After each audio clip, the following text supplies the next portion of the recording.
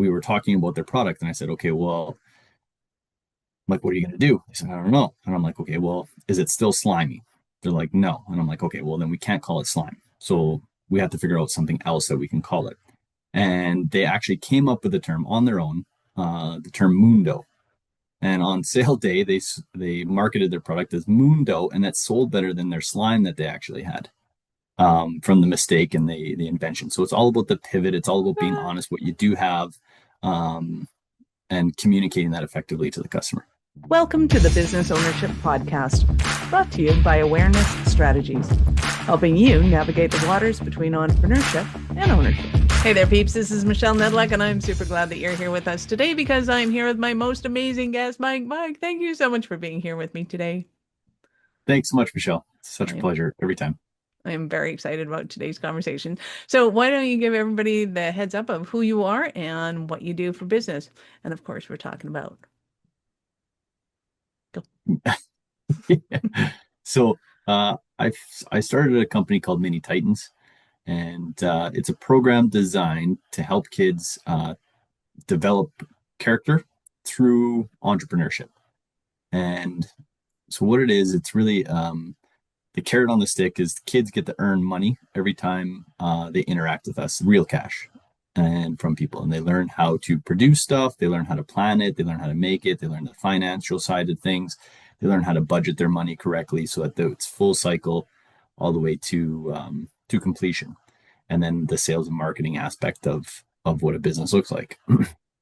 And we chose entrepreneurship is because it's the second hardest thing I can think of for anyone to do in life. And the first one was a little immoral, and I didn't know how to make that work. So we stuck with entrepreneurship. I've always said that entrepreneurship is the best personal development program you can ever take in your life. But let's back up the bus a bit. How did you get into entrepreneurial camp for kids in the first place? Yeah, so I lost my tourism company in 2019, 2020, and investment dried up because of the pandemic. And, as a father and as a provider, I was really shattered and heartbroken. And I didn't know what I was going to do next. I looked at doing kind of real estate development. I looked at a couple other options. But me, I don't like to go into things that are too familiar for some reason. That would be the simple way of doing it, but must be the entrepreneur side of me. Right.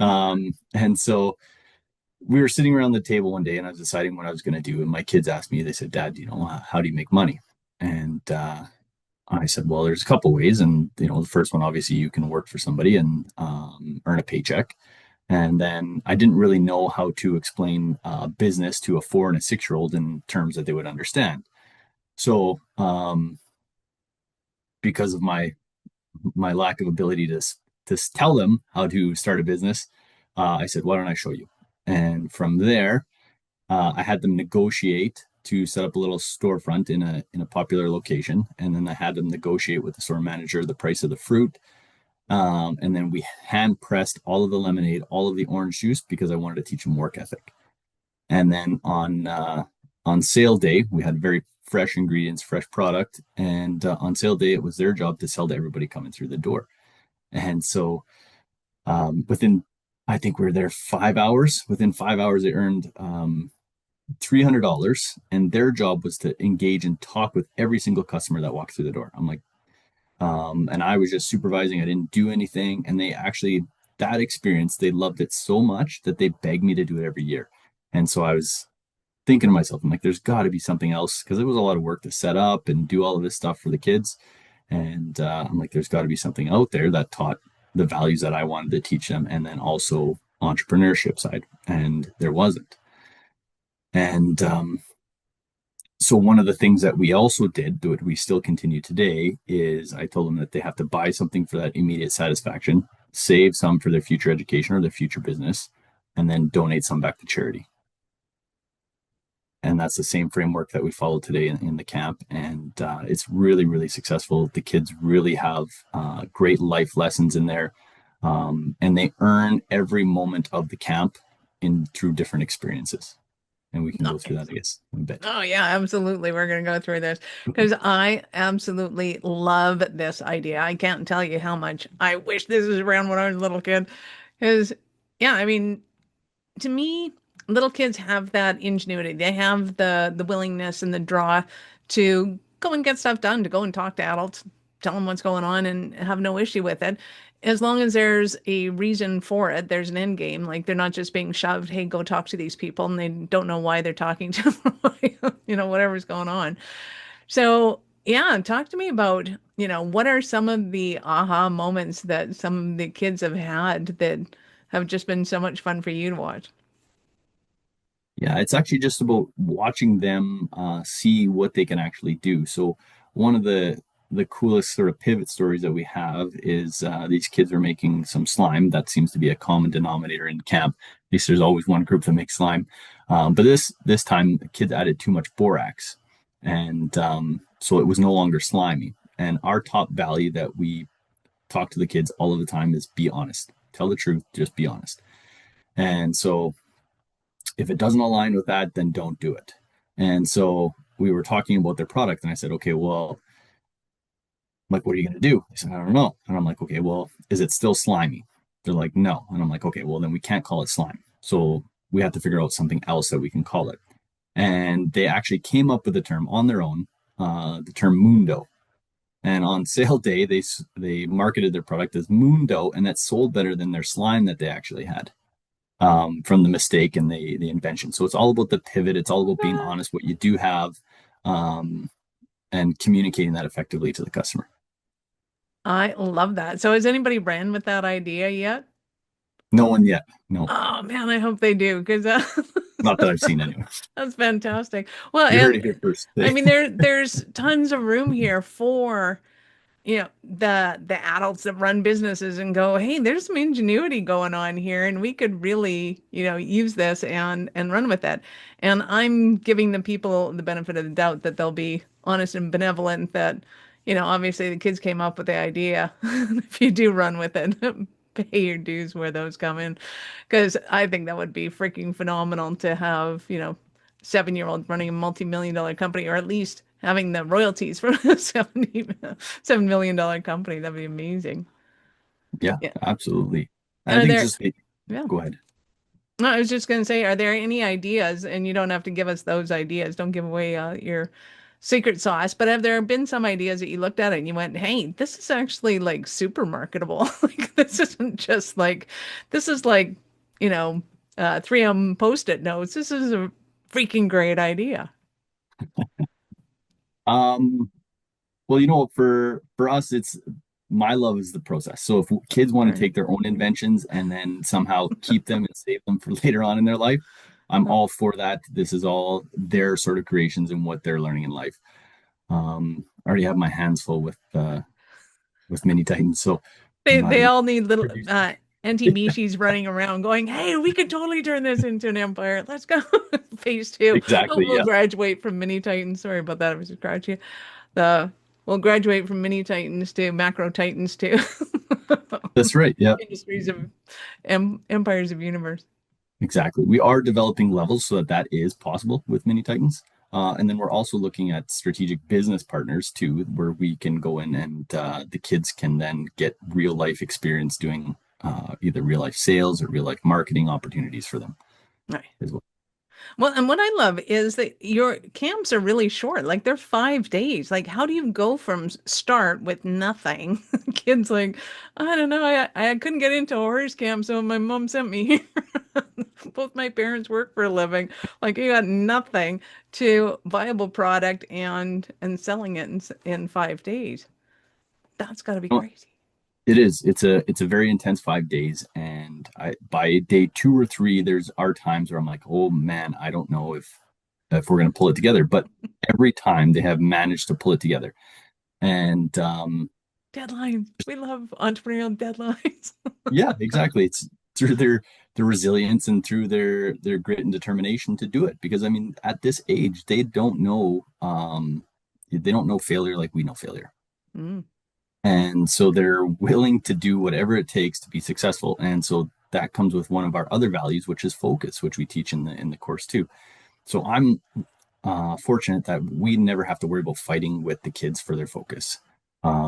We ask them for their focus, and then we pay them for their focus. So we have a set of core values in the camp: honesty, discipline, resilience, focus, work ethic, conflict resolution, manners. And so every time these things come up in the regular course, I actually pay them for it.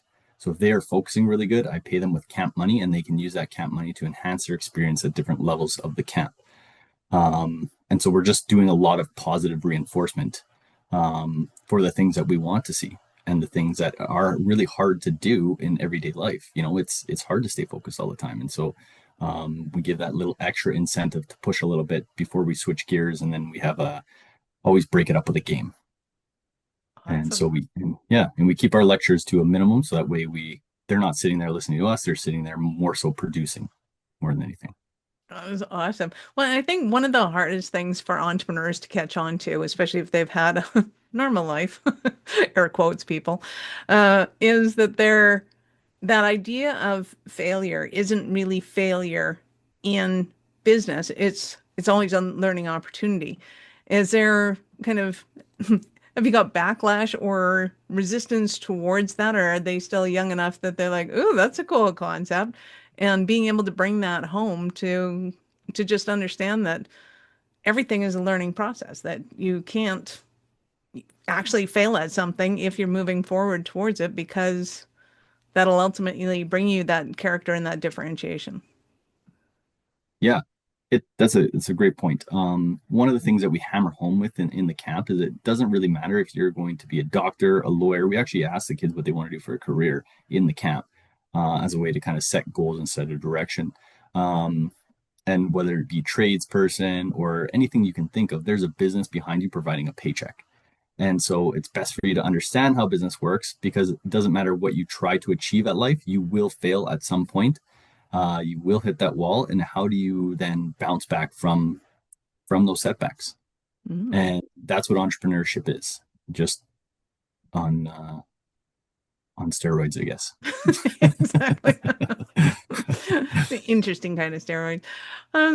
Fine. So have you noticed any feedback from the parents or anything kind of in that line that's interesting or shocking to you weren't expecting?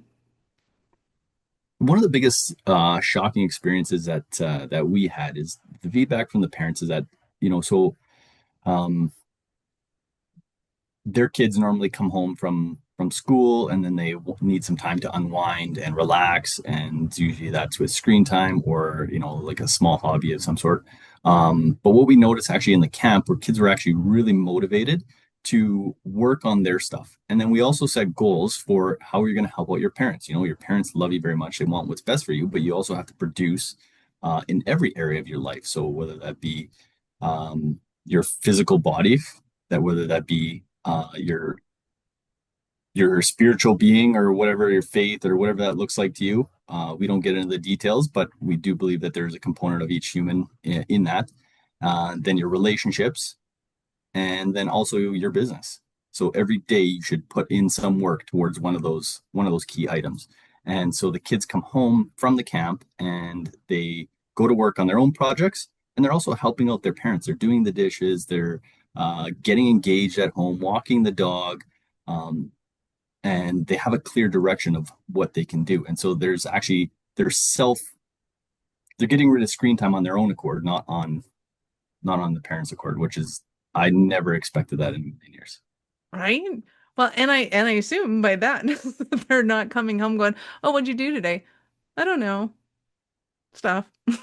Like that answer is the bane of my existence in a kid's day. It's like, how can you not remember what you did half an hour ago? And they're like, I don't know, it's just stuff. But this sounds awesome. And we built this and did it, and we're gonna do and the fact that they're doing dishes, I mean, that alone, if you can figure that one out, I think there's a lot of parents out there that would put their kids in this camp just to get them to do the dishes. Get some dishes done in a Yeah, week. exactly. Yeah. Worth it.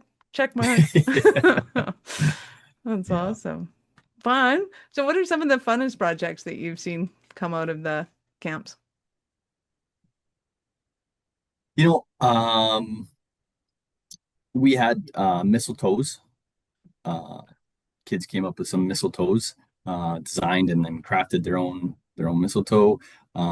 There's been like real like scalable paper airplanes, like of a 747 and like an Airbus, and I don't know all the plane names, but this one individual That knew all one the kid planes. did. Yeah. Sweet.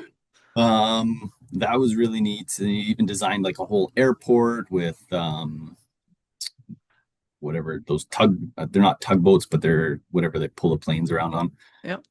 And we'll sure get some compliment or some Feedback. feedback about Somebody will what know they're what they're called. Yeah. called. Yeah. Probably are called tugs. I don't know. um and or one group came up with like first aid kits, and so Wow. it's really amazing kind of the breadth of stuff that they come up with. Every time we do a camp, there's always something new that I never expected. One of the funny things what we did one time is this one kid wanted to come up with we put them in groups, but so the group, I guess, wanted to do fishing lures. And so then we had to melt down some of the rubber and stuff like that. And then it started to burn and like was stunk up the place for a little while and wasn't a good experience. But we pivoted and we learned, and then we actually made little those tech deck style things, homemade tech decks. Fun. Yeah. So there's so many really just neat different ideas. And then of course you have your slime, and typically there's always a group that does candy kebabs as well. We stay away primarily from food. You can't make any food at the camp because we're not obviously certified, but like candy kebabs, we make sure that we get the kids buy gloves, and they have to use certain precautions if they're handling any sort of food stuff. That Yeah, was so awesome. I love it. I mean, I could talk about this all day. I think it's just amazing and fantastic and so much fun. And one of those things where I wish it was there. So when you're working with, you know, these camps, how often are you running them, and what are some of the limitations you've had? Like, is it a matter of space? Is it a matter of kids? What have you noticed? yeah, so we're right now are just limited by time wise. So we run the camps anytime school's not in session. So we run it in spring, we run it in summers. And sometimes we'll run it in the fall break if the fall break falls in a way where we can get 5 days. Right. And we're actually we're expanding, so we're hiring instructors now. So instructors can also come in. We teach them how to teach the 5 day program. So they watch us on the first 5 days, and then they get a chance to jump in feet first on the second, and then we'll provide feedback and coaching as it progresses. Fun. Well, and I'd Yeah. imagine with all the different school systems, you're going to get more variety of when the kids are on holidays so that it matches the parents' plans. That is super fun. And yeah, I'm so excited. So in a moment, I'm going to ask you about a Cinderella story. But before I do that, we're going to take a quick break. Are you running a business over 7 figures but still struggling with technology headaches? Pay attention, you do not want to miss this offer. This podcast episode is brought to you by Awareness Strategies, who is offering a custom-built digital adoption roadmap for anyone running a business over 7 figures who's wanting to grow their business in the next 5 years. And it's not just a roadmap, they offer full implementation as well if that scares the out of you. Check out awarenessstrategies.com/roadmap for more details today. The link's in the show's notes. Don't regret not doing this. Do it now. That's awarenessstrategies.com/roadmap. So I'm super excited to hear about it. And another one of your Cinderella stories of one of your kids.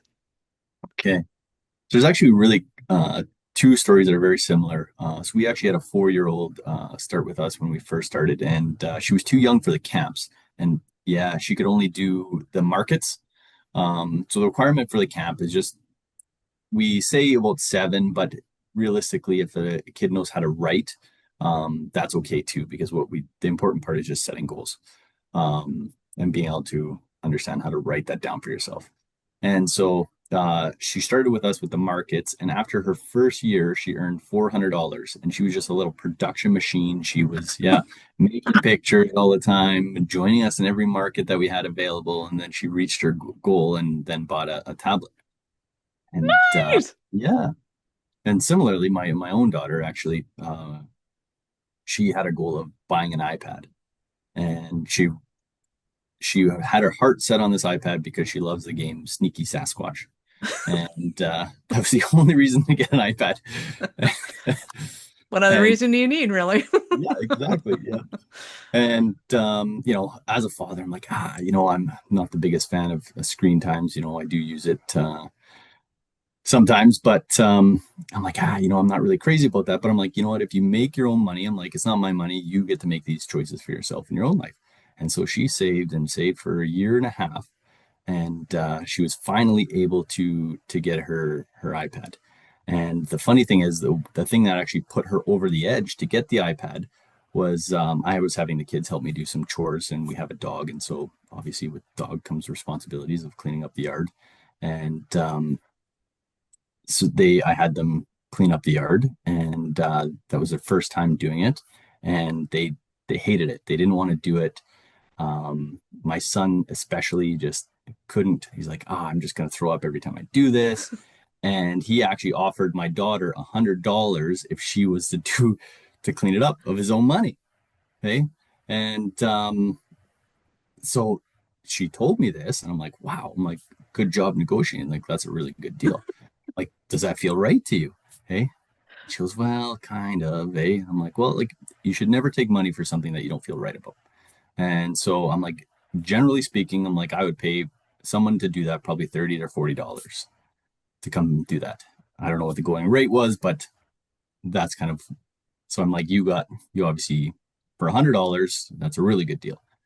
And so then I told my son the same thing.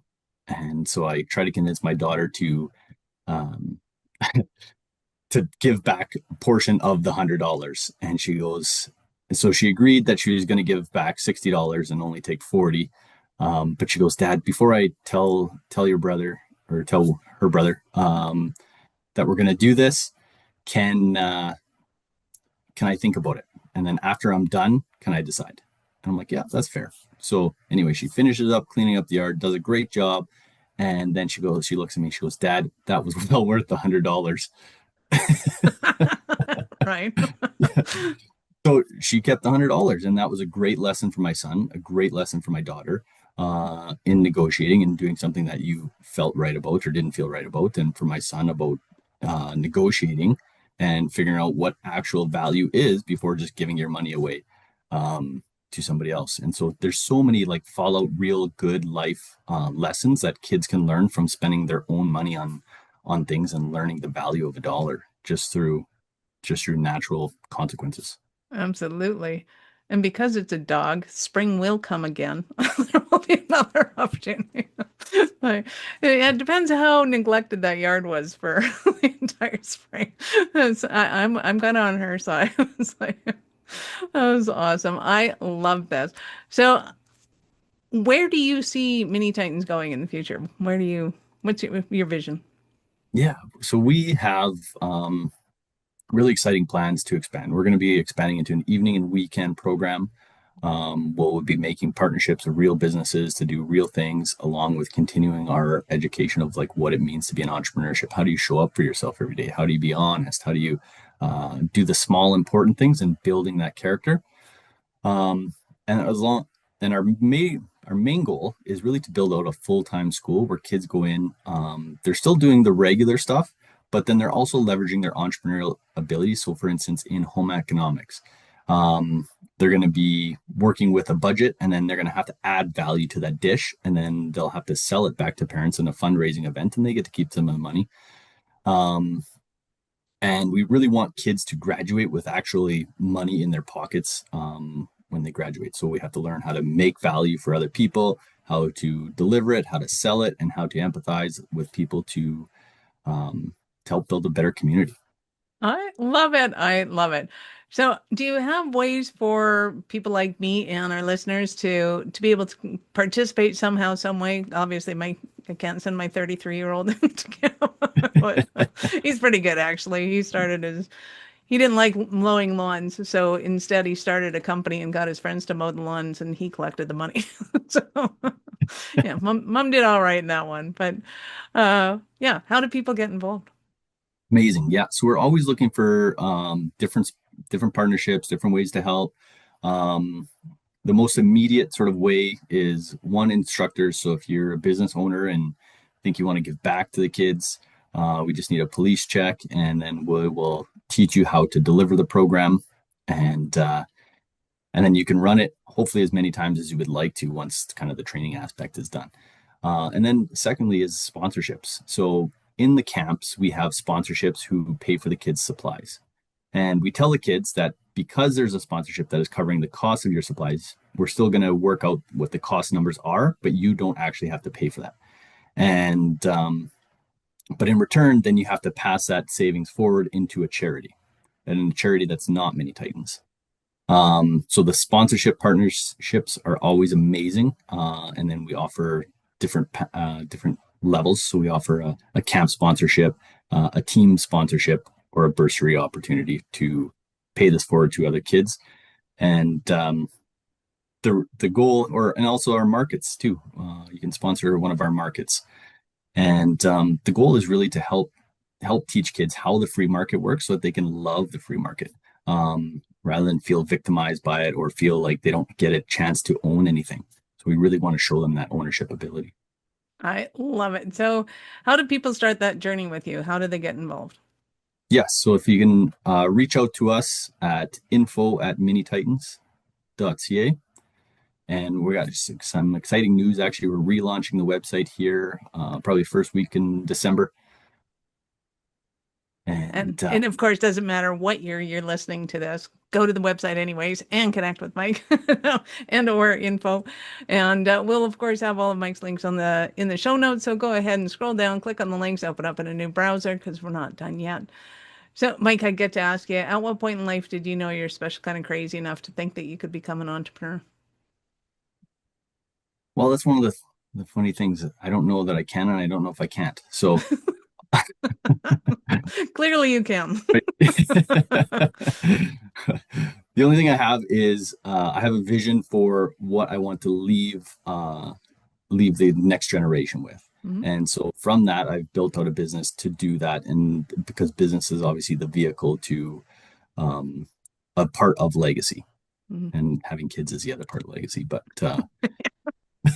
yeah, you got to be special kind of crazy enough to have kids too, but that's a whole different question. We won't even go there. Mike, yeah. You've been absolutely fabulous. Any last words for our peeps? I think that I want to thank everybody for listening and supporting Michelle. And, we're always very grateful in the support and attention that we can get. If you have any questions, please visit the website. Please reach out and we can start a conversation, set up a meeting. And I'm just super excited to be on this journey and share this journey with as many people as that want to get involved. I love it. Thank you so much for your time. I know how valuable it is. Thank you very much, Michelle. It's a pleasure. Awesome. Peeps, this is Michelle Nedluck. Thank you for being here with us today. Be sure to subscribe to the show, share it with your friends. And if you can't get a hold of Mike, make notes in the show notes, and we will make sure that you two get connected. Because I think this is hugely important, and we need to turn this into just an incomplete movement. So thank you again, Mike. Thank you. Are you running a business over 7 figures but still struggling with technology headaches? Pay attention, you do not want to miss this offer. This podcast episode is brought to you by Awareness Strategies, who is offering a custom-built digital adoption roadmap for anyone running a business over 7 figures who's wanting to grow their business in the next 5 years. And it's not just a roadmap, they offer full implementation as well. If that scares the out of you, check out awarenessstrategies.com/roadmap for more details today. The link's in the show's notes. Don't regret not doing this. Do it now. That's awarenessstrategies.com/roadmap.